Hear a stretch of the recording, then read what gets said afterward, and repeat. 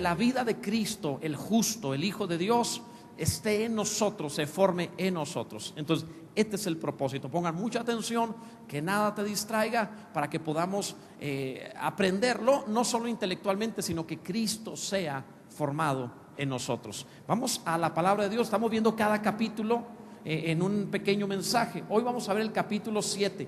En el capítulo 7 de la carta a los Romanos tocaremos primero los 4 versículos iniciales. Abre la Biblia, por favor, y vamos a leerlos. Este mensaje le hemos titulado Los dos maridos. Así le hemos titulado, muy apropiado por lo que las hermanitas están viviendo en su convención. Bueno, los dos maridos, va a ser algo bien interesante. Dice Romanos capítulo 7, versículo 1: ¿acaso ignoráis, hermanos, pues hablo como los que conocen la ley, que la ley se enseñorea del hombre entre tanto que éste vive? Porque la mujer casada está sujeta por la ley al marido mientras éste vive. Pero si el marido muere, ella queda libre de la ley del marido. Así que, si en vida, léelo en voz alta, acuérdate, si en vida del marido se uniere a otro varón, será llamada adúltera. Pero si su marido muriere, es libre de esa ley. Ninguna grite amén. De tal manera que si se uniere a otro marido, no será adúltera. Así también vosotros, hermanos míos, habéis muerto a la ley mediante el cuerpo de Cristo, para que seáis de otro, del que resucitó de los muertos, a fin de que llevemos fruto para Dios. Bendito sea Dios. Hay una frase muy utilizada en las bodas que de manera personal la he modificado cuando oficio votos de boda, y es la frase: hasta que la muerte los separe. La han oído, ¿verdad? No me gusta esa frase, y entonces suelo cambiarla en los votos diciendo: mientras el Señor nos preste vida, o mientras el Señor nos permita vida en esta tierra. Con una frase similar modifico eso. ¿Por qué? Porque no suena agradable empezar como con una especie de maldición, vamos a decirlo así, ¿verdad? Hasta que la muerte los separe. Y luego cuando se trata de alguien que tiene un mal marido, pongan atención, no se me distraigan, cuando alguien tiene un mal marido, como que no es algo agradable, porque oyen la frase hasta que la muerte los separe y piensan: sí, ya de una vez vámonos, y dicen amén. Y cuando alguien tiene un buen marido, les duele y dicen: no, yo quisiera para siempre estar ya en una mecedora, viejitos, agarrados de la mano, meciéndonos felices los dos, ¿verdad? Ya no sabemos ni con quién estamos porque la mente se nos fue, pero estamos felices los dos ahí, no sé. O sea, pero esa frase, hasta que la muerte nos separe, es una frase que repito, es muy clásica en los matrimonios. Ahora, la palabra de Dios utiliza la alegoría de dos maridos para referirse a la nueva vida cristiana. Por un lado tenemos la vida anterior, ilustrada a la vida de alguien sometido a un mal marido. Vamos a entender, ahorita lo veremos un momento más con las escrituras, que nosotros, todos los seres humanos, estábamos como sujetos a un mal marido. Prácticamente el alma de todos se ve en femenino en las escrituras, no porque sea una mujer o un hombre, eso no tiene nada que ver, ya que lo que define el sexo es el cuerpo. Pero se toma el alma como en femenino porque el único masculino en la creación es Dios. Y entonces se toma la compañía de Dios, las almas de los hombres. Entonces el alma de los seres humanos estaba como casada, sujeta, sometida a un mal marido, que era la carnalidad, la naturaleza de pecado, la cual le ordenaba en todo al alma que se comportara de cierta manera, de una forma irresistible a la maldad. Pero cuando Cristo murió en la cruz del Calvario, ese viejo hombre fue crucificado en la cruz para que nos uniéramos a un nuevo marido, al que resucitó de entre los muertos, que es Jesucristo. Él es el Señor, y entonces te da libertad de una nueva vida. Esto es lo que la palabra de Dios trata. Entonces vamos a concentrarnos mucho en eso y lo vamos a entender. Primero, veamos la muerte del primer marido. Fíjate bien lo que dice la palabra. Leímos en Romanos capítulo 7: ¿acaso ignoráis, hermanos, pues hablo con los que conocen la ley, que la ley se enseñorea del hombre entre tanto que éste vive? Porque la mujer casada está sujeta por la ley al marido mientras éste vive, pero si el marido muere, ella queda libre de la ley del marido. Entonces, todos sabemos, o sea, Pablo dice: ¿acaso ignoráis? O sea, como diciendo, todo el que conoce la ley sabe que esto es así. ¿Acaso ignoráis que una mujer que está casada a un hombre está sometida a ese hombre, sujeta a ese hombre? Entonces todos los que conocen la ley dicen: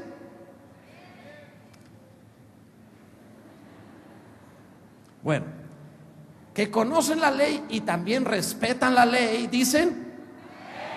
Eso es diferente, ¿verdad? Sí, o sea, porque si lo conoces. Yo sé que no es agradable, hermanitas, no es agradable pensar en la sujeción a un varón. La verdad es que somos tan falibles los hombres que honestamente ni quien quisiera. O sea, tiene que ser un acto de fe a Dios unirse, someterse a un varón, la verdad. Todos los hombres, voltean y vean a los hombres, o sea, en serio, es la pura gracia de Dios. Ya no que se sujeten, que estén con nosotros. Lo entiendo, está bien, lo entiendo. O sea, cuando veo a la pastora, una preciosidad de mujer, que se sujete a mí. La pura gracia de Dios, o sea, es un acto de fe a Dios que ella me haga caso a mí. Sí, o sea, no es por mí, es un acto de fe a Dios. Ninguna mujer está sujeta al marido por causa del marido. Está sujeta al marido por causa de Dios. Eso lo entendemos porque es cristiana. Porque algunas hasta lo dicen que si no fuera cristiana. Ahora, el apóstol Pablo usa esta alegoría para enseñarte una verdad maravillosa. Por supuesto, sujeción no significa anulación. Eso no significa destrucción de la voluntad, no significa nada de eso, menos opresión. Pero fíjate de qué está hablando. La palabra de Dios habla que así como una mujer estaba casada a un hombre, vamos a pensar que era un mal hombre. Todos los que están aquí son buenos hombres, bendito sea Dios. Cristianos, justos, santos, buenos, espirituales, consagrados a Dios, temerosos de Dios, casi como Job. ¿Verdad? ¿La ven que dice la Biblia? Varón justo, temeroso de Dios, apartado del mal, perfecto. O sea, casi, ¿verdad? Digo, más guapo todavía que Job, pero bueno, ok. Pero vamos a suponer que una mujer está casada a un mal marido, un hombre borracho, golpeador, que la maltrata, maldiciente, irresponsable, no sostiene su casa. Pero ella está, si estuviéramos en los tiempos bíblicos, antes de hablar de liberación femenina, de leyes y derechos para la mujer, esa mujer no tenía voluntad alguna para separarse del marido. ¿Sabían ustedes que en las escrituras no se consideraba la posibilidad de que una mujer dejara al marido? Se consideraba la posibilidad de que el hombre dejara a su mujer, pero nunca que la mujer dejara al marido. Entonces es algo bien fuerte, porque eran como esclavas, como propiedad del marido. Entonces, esta porción de la palabra está Pablo tomando su cultura para decir: imaginen ustedes a una mujer casada con un mal marido que la maltrata, que la trata, que realmente le da una muy mala vida, pero ella no puede separarse de él. Ella está bajo la ley del marido y tiene que aguantarse, ahora sí, hasta que la muerte lo separe. Pero si su marido muriere, dice la escritura, ella es libre. Que eso es lo que estamos viendo. Imagínate al mundo entero como seres, almas casados con un mal marido. Ese marido es la carnalidad, la inclinación a hacer lo malo. Imagínense ustedes, para entenderlo mejor, si nos quitan por favor todos los monitores para no hay nada, ok, gracias. Entonces, imagínense ustedes, entonces fue por la bocina esa, sí. Imagínense ustedes a un mundo de puras chimoltrufias. Ninguna bonita como las que están aquí, ni que las tratan bien. Recuerden ese personaje de Chespirito, ¿verdad? El personaje de la chimoltrufia, esa mujer horrible que está casada con el botija, está casada con un ladrón que le da muy mala vida. Y ella tiene que aguantarse esa mala vida, está con un ladrón. Bueno, todas las almas a partir de Adán y su pecado, estuvimos, dice la escritura, como casados con un mal marido. Pura chimoltrufia con el botija. Sufrimiento, enfermedad, dolor, muerte, toda clase de males, sometidos a una ley de pecado, simplemente irresistibles hacia el pecado. Entonces, eso es lo que está hablando la palabra. Dice la escritura en el pasaje que leímos, dice, porque la mujer casada está sujeta por la ley al marido mientras éste vive. Entonces, ¿qué está hablando? Está hablando de todos esos males que la humanidad estaba viviendo. Pero, bendito sea Dios, el alma enviudó. Fíjate bien, la palabra de Dios nos habla que cuando Cristo murió, el marido que teníamos, que era la inclinación a la maldad, fue crucificada juntamente con Cristo. Vamos a la Biblia, ábrelo una vez más, Romanos capítulo 6, ahora ve al 6 por favor. Fíjate cómo estás peleando con un muerto. Romanos 6, verso 6 dice: sabiendo esto, que nuestro viejo hombre, para aquellas que todavía le dicen el viejo, lo van a entender bien, ¿verdad? que el viejo, y un día se quejan de que está viejo, pues lo profetizaste toda la vida. En fin, pero dice, sabiendo esto, que nuestro viejo hombre fue crucificado juntamente con él. ¿Con quién? Con Cristo, para que el cuerpo del pecado sea destruido, a fin de que no sirvamos más al pecado. Alguien debería decir amén. El verso 11 dice, así también vosotros consideraos, un asunto de fe, lo sabes y lo crees, considerados muertos al pecado, pero vivos para Dios en Cristo Jesús, Señor nuestro. El mal marido está muerto. La inclinación a la maldad no es una figura solamente, fue literalmente crucificado juntamente con Cristo. Tu viejo hombre, tu maldad, tu inclinación a pecar, estás cargando un muerto, pero no es un poder real sobre tu vida si en verdad estás en Cristo Jesús. Si estás en Cristo, esa naturaleza ya no tiene el poder que tenía sobre ti, pues la Biblia dice que está muerto. Tú no lo revivas, no le des poder, no digas soy humano, no digas es que así soy, no digas es que soy mala persona, no más. Alguien debería adorar a Dios mejor que eso y decir, es verdad, Dios nos ha dado vida eterna, nos ha hecho libres, gloria a Dios. Piensen en que el mal marido se murió y entonces lo incineraste, no va a hacer que se levante. Entonces lo incineraste, que no quede nada. Un día la pastora me preguntó, oye, si tú murieras primero que yo, ¿qué quieres que haga? Y dije, bueno, en el remotísimo caso, sí, porque a excepción de los mártires, lee la Biblia, los hombres de Dios no dejaban viudas y huérfanos, a excepción de los mártires, lo cual quiere decir que voy a vivir más tiempo. Y a los 127, como Abraham, pues nos consiguió una tecla. Ok, entonces el hecho es, imagina que ese mal marido, ese viejo hombre, se murió y lo incineraste. Yo te decía, le dije a mi esposa, se me olvidaba eso, le dije, mira, si yo fuera a morir antes, simplemente me incineras, me pones sobre un reloj de arena, ahí sobre la chimenea, y me das vuelta cada 12 horas para que sigas trabajando, ¿no? Que sirva de algo del otro lado. Seguramente va a ser eso, bueno, en fin. Pero imagínate que el viejo hombre muere y lo incineras y tienes las cenizas allí. Pero resulta que tú todavía, cuando ves ahí las cenizas, tú vuelves a tener miedo y te acercas y dices, sí, mi Señor, ¿qué quiere que haga? Y le tienes temor y le tienes miedo, y la sola presencia de la ceniza ejerce influencia sobre ti como si todavía te mandara. Hay mujeres que quedan terriblemente traumadas, dañadas, acomplejadas por el maltrato, de manera que no vuelven a tener confianza. Como alguien te maltrató, piensas que todos van a ser así, y ya murió la persona que te maltrató. Algunos no se trata de su esposo, algunos se trata de su padre. Ya murió el viejo, ya se acabó, ya lo enterraron, pero siguen teniendo esa clase de complejos y traumas, lo traen toda la vida. Entonces la palabra te está presentando esto.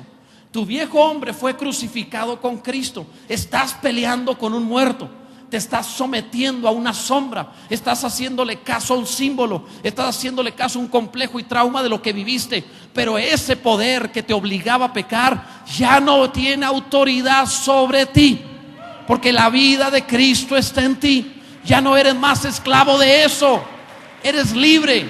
No tienes por qué decir, tengo esta inclinación, mi padre me heredó tal cosa. El apóstol Pedro dijo, fuimos rescatados de nuestra vana manera de vivir que nos heredaron nuestros padres, no con cosas corruptibles como oro o plata, sino con la sangre preciosa de Cristo, como de un cordero sin mancha y sin contaminación. Entonces no estás esclavizado.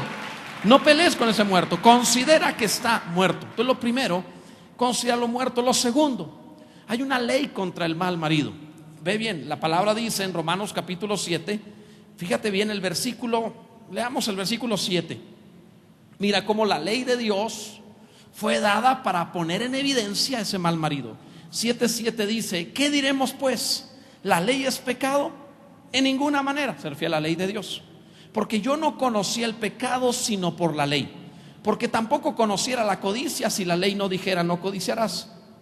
Mas el pecado, tomando ocasión por el mandamiento, produjo en mí toda codicia. Porque sin la ley el pecado está muerto. Y yo sin la ley vivía en un tiempo, pero venido el mandamiento el pecado revivió y yo morí. Te lo voy a desglosar en dos cositas muy breves. La primera, el pecado es mucho más atractivo cuando sabes que es pecado. El ser humano sin Dios, el alma casada con ese viejo marido, sin Cristo, sujeta a la carne, le atrae muchísimo todo lo que le prohíban. Si tú le dices al niño no coma ese pastel, pues ahora sí lo va a comer. ¿Por qué? Porque le atrae más. Proverbios dice que las aguas, que el pan comido en oculto es sabroso. Dice la escritura, las aguas hurtadas son dulces y el pan comido en oculto es sabroso. Cuando algo es prohibido, el ser humano le atrae más. Por lo general, no le atrae algo que es al mismo nivel. Lo podemos decir de otra manera: cuando le dicen que se vale, que es permitido, en algunos pierde fuerza, pierde atractivo, porque su viejo hombre le gusta ir en contra de Dios. Incluso solemos compararlo con un niño, como lo dije hace un momento, que le decimos: ahí este de pastel no lo vas a agarrar, y entonces le atrae.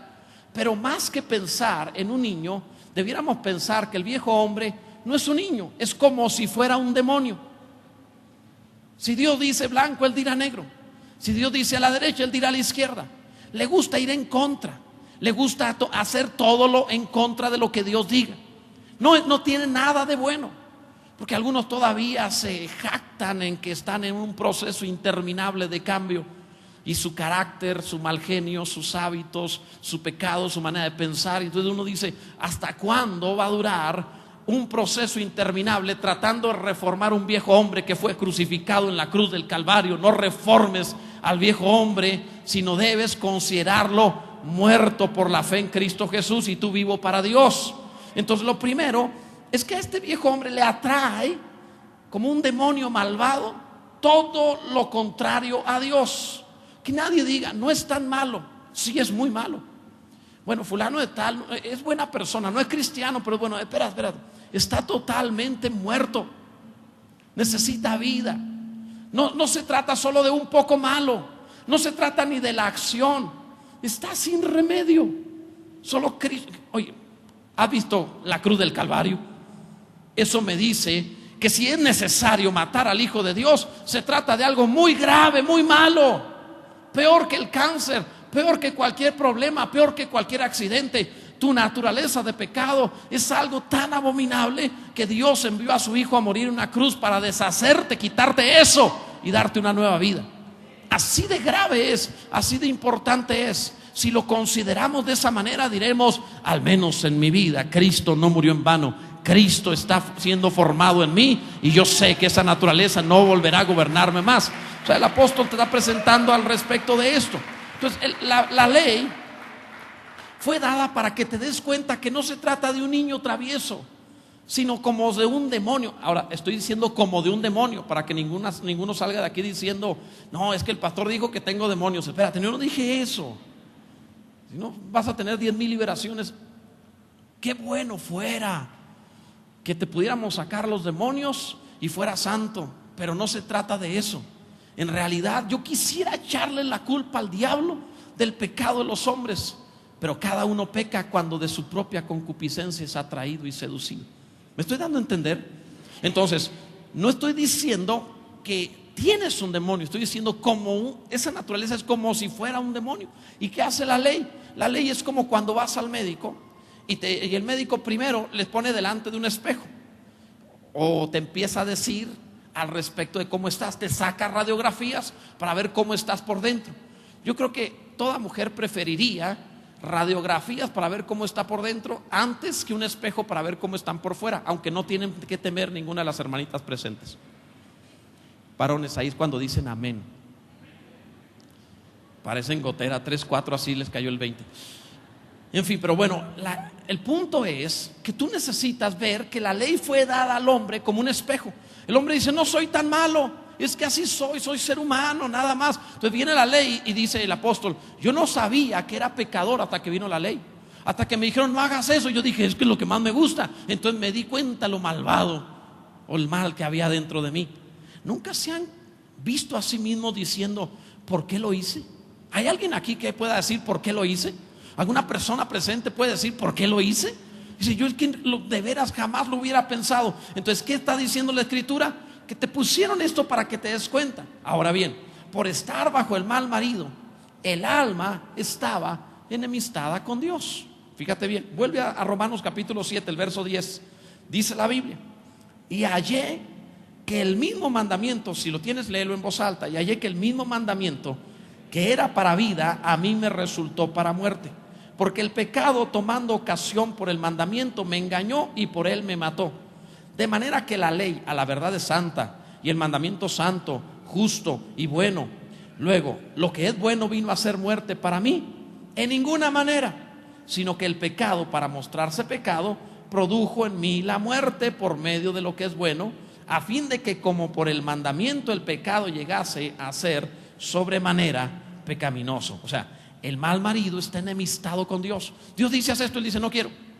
Esa naturaleza inclinada al mal le gusta ir en contra de Dios. Imagínense ustedes algo así como cuando, vamos a suponer que ya no un mal marido, sino vamos a suponer que tu padre, puede aplicar muy bien a las hermanas, tu padre tenía un pleito con otra familia, y entonces tú llevas el apellido de tu padre, te llamas con el apellido de tu padre.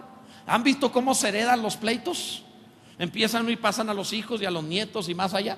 Vamos a suponer que tú tenías el apellido de tu padre y estabas en enemistad con la familia en contra de tu familia, pero resultó que un día tú te casaste. Las hermanitas, al casarse, cristianas, se cambian el nombre y se pone el nombre del marido. Significa: pasé de la autoridad de mi papá a la autoridad de mi marido, y ahora bajo la autoridad de tu marido, cuando quieren pelear contigo, tú dices: hey, yo pertenezco a esta familia, tengo este nombre, no tengo el nombre que tenía, no pertenezco a la familia que tenía. Al ser hijos de Adán, estábamos enemistados todos con Dios, un pleito con Dios. Pero en el momento en el cual Cristo murió y resucitó, ahora te preguntan: ¿cuál es tu nombre? Y tú dices: yo no vengo en mi nombre, yo me llamo con el nombre de Jesús, vengo en el nombre de nuestro Señor Jesucristo. Entonces, cuando Dios te ve, dice la Escritura, somos aceptos en el amado. Dios te ve a ti agradable en Cristo. Y dice: contigo no tengo pleito porque tienes el nombre de mi Hijo sobre ti. Con el otro yo tenía pleito. Ya no entonces tenemos enemistad con Dios, sino que tenemos paz para con Dios por medio de nuestro Señor Jesucristo. ¿Alguien está comprendiendo? La palabra te está presentando esto precisamente. Gloria a Dios. Ahora, ese primer marido, y esto es una parte súper importante del mensaje, pon mucha atención, tenía cierta fuerza, cierto poder. Esa naturaleza pecaminosa tenía mucho poder sobre nosotros. Dice Romanos capítulo 7, si tú ves por ejemplo el versículo 17, fíjate lo que dice: de manera que ya no soy yo, esto léelo en voz alta, de manera que ya no soy yo quien hace aquello, sino el pecado que mora en mí. Y yo sé que en mí, esto es, en mi carne, no mora el bien, porque el querer el bien está en mí, pero no el hacerlo. Porque no hago el bien que quiero, sino el mal que no quiero, eso hago. Y si hago lo que no quiero, ya no lo hago yo, dilo en voz alta, ya no lo hago yo, sino el pecado que mora en mí. Así que queriendo yo hacer el bien, hallo esta ley, que el mal está en mí. Pero según el hombre interior me deleito en la ley de Dios. Pero veo otra ley en mis miembros que se revela contra la ley del pecado, contra la ley de mi mente, y que me lleva cautivo a la ley del pecado que está en mis miembros. Miserable de mí, ¿quién me librará de este cuerpo de muerte? Ok, ve el pasaje, di en voz alta: ya no soy yo. Entonces, por eso dice la palabra: cuando aún éramos pecadores, Cristo murió por nosotros. Tú eras un pecador, ya no lo eres. Dios te llama santo. Cuando te justificó, te llama justo, te llama hijo.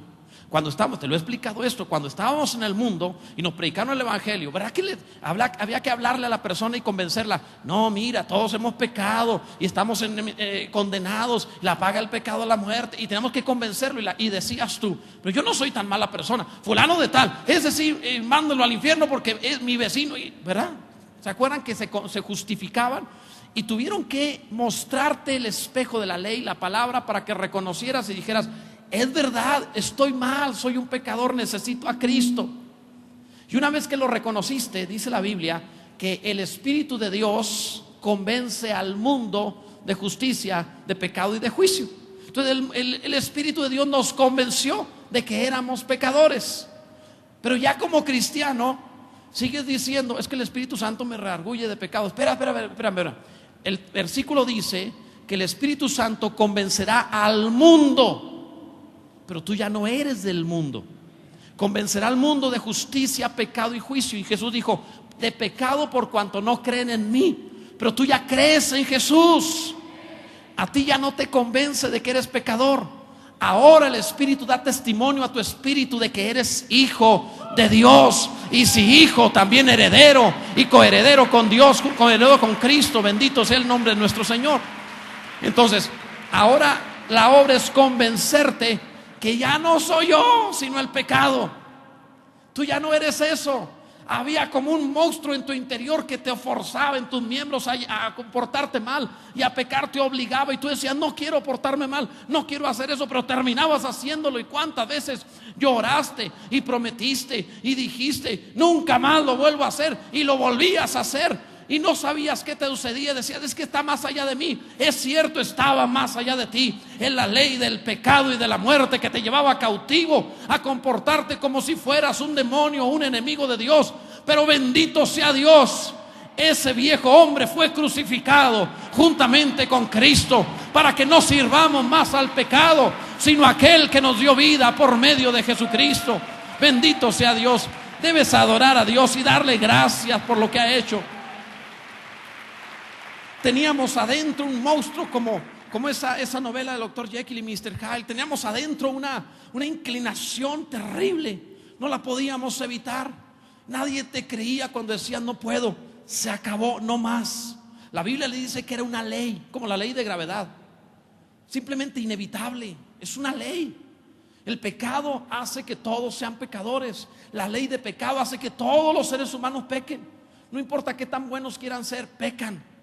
Porque es una ley, como la ley de gravedad. Y por ejemplo, si alguno dice: bueno, yo voy a subir al techo y yo me voy a lanzar, y yo estoy seguro que no voy a caer porque yo no creo en la ley de gravedad. No importa que no creas en ella. Si te lanzas, caes. Porque es una ley, está más allá de ti, te obliga. Era una ley, dice la palabra. Entonces nos quedaremos allí, tomaremos el pasaje y diremos: el pastor dijo que es una ley, lo leímos en la Biblia, ahora tengo excusa de ser un pecador y portarme mal. No, no te estoy hablando de eso, todo lo contrario. Te estoy diciendo que esa ley fue rota y vencida por una ley más fuerte, por una ley superior, por una ley por encima de eso. ¿Cuál es esa ley? La Biblia nos habla acerca de esa ley en el siguiente capítulo, el verso 1. Ahora pues, ninguna condenación hay para los que están en Cristo Jesús, los que no andan conforme a la carne, sino conforme al Espíritu. Ve este versículo: porque la ley del Espíritu de vida en Cristo Jesús me ha librado de la ley del pecado y de la muerte. Hay una ley más fuerte, hay una ley más fuerte, hay una ley más fuerte. Hay una ley más fuerte para vencer tu pecado. Es la ley del Espíritu de vida en Cristo Jesús. Ese viejo hombre, el pecado y la muerte, como ley irresistible, está ahí adentro. Y entonces tú, cuando andas en la carne, significa pones tu mente en las cosas de la carne. Cuando tú estás pensando: es que así soy. Ese ser de maldad, como si tuviera poder sobre ti, le da fuerza. Y tú te portas mal y tú dices: qué raro, soy cristiano y aún así soy pecador, me porto muy mal, ¿por qué soy así? La Biblia no dice que no tenemos pecado, pero no dice que somos pecado. El pecado está en ti, pero tú ya no eres pecado. Ahora eres hijo de Dios. Es muy diferente. Imagina que tienes un virus dentro.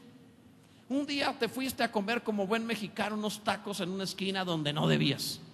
Yo creo que todo mexicano tiene virus en su interior como para desatar una guerra biológica. Yo estoy seguro de eso. Cuando haya una guerra y manden un mexicano a una guerra, lo mandan sin máscara, ni tanque, ni nada. Le avientan polvos y químicos y él llega, y más si es del DF. O sea, ¿cuál problema es?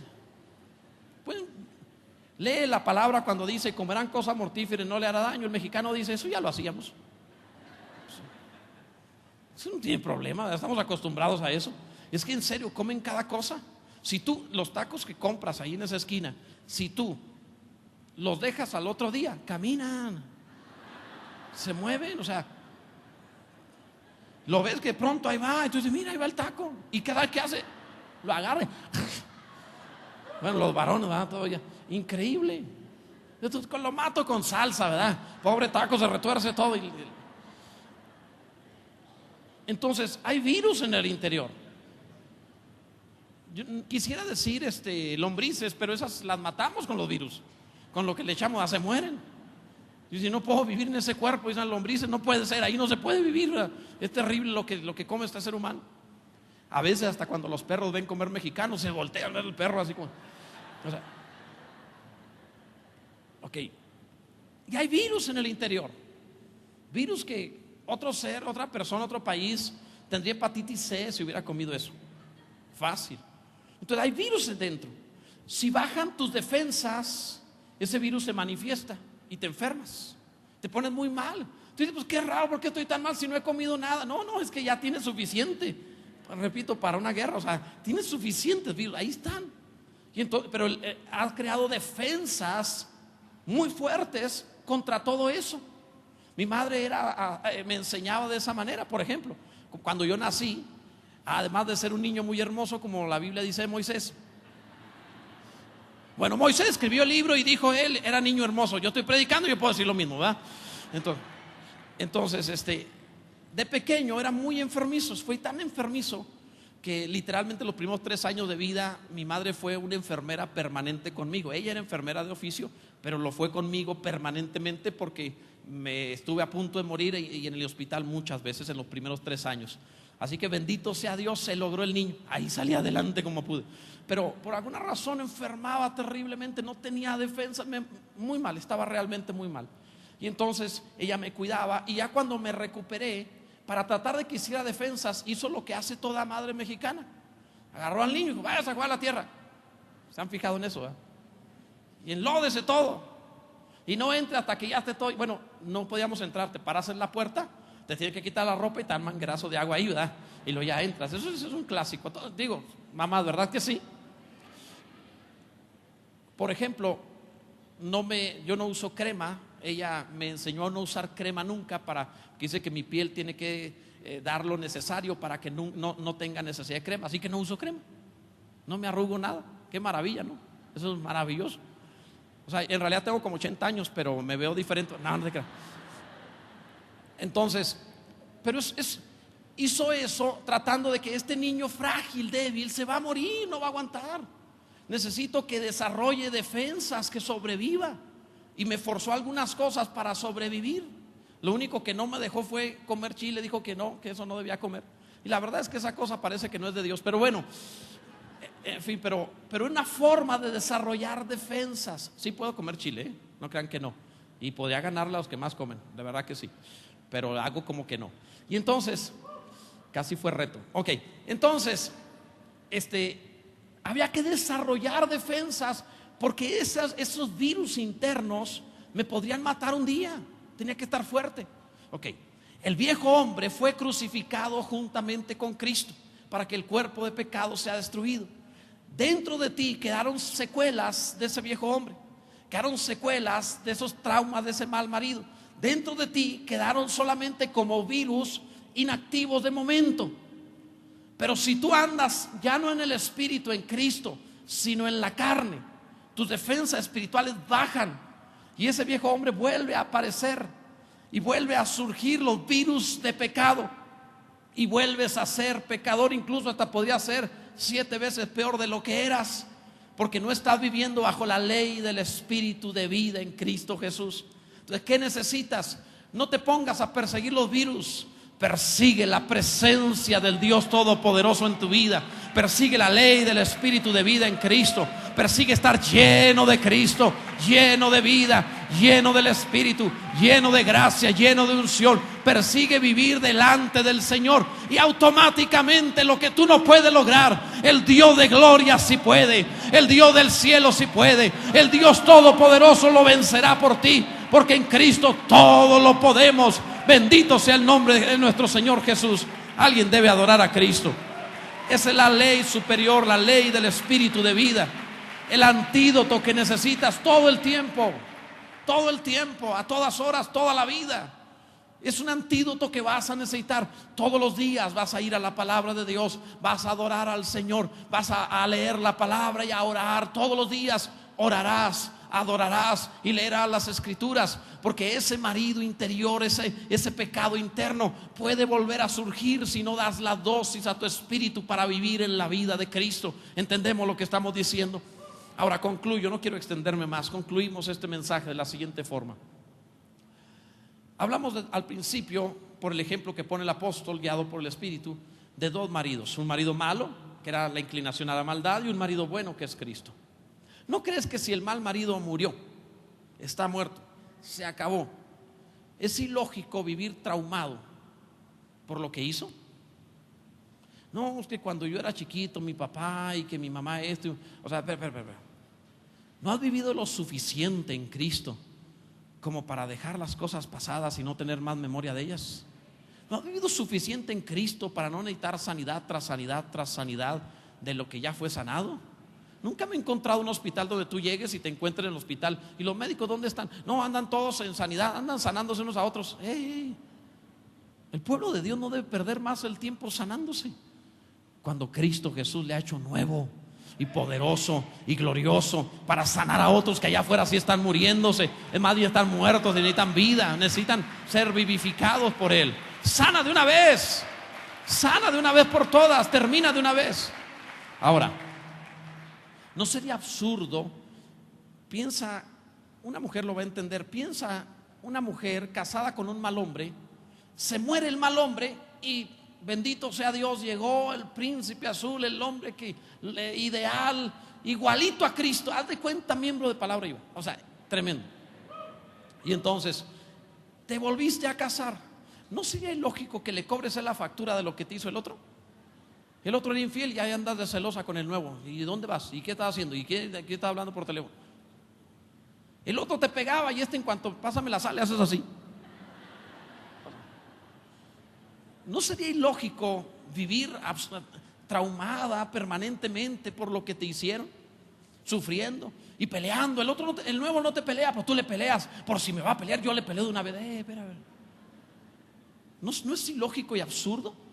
Y no es ilógico y absurdo que los cristianos, habiendo muerto y resucitado con Cristo y teniendo nosotros nuestro suelo, nuestra estadía en lugares celestiales con Cristo Jesús, y habiendo sido ungidos con el Espíritu Santo de la promesa, y habiendo recibido de Dios como arra de herencia la misma vida de Dios en nosotros, no es absurdo que sigamos arrastrando lo que fuimos y trayéndolo al presente como si todavía fuéramos eso. No más, no más, no más. Era, pero no soy. Viví, pero ya no vivo. Fui eso, pero no soy más esa clase de persona. Ahora estoy en Cristo Jesús. Nueva criatura soy. Las cosas viejas pasaron, todas son hechas nuevas. Ahora me gloriaré en Cristo, viviré en Cristo, aprovecharé la vida gloriosa que me fue dada. Alguien debe bendecir al Señor. Debes adorar a Cristo mucho mejor.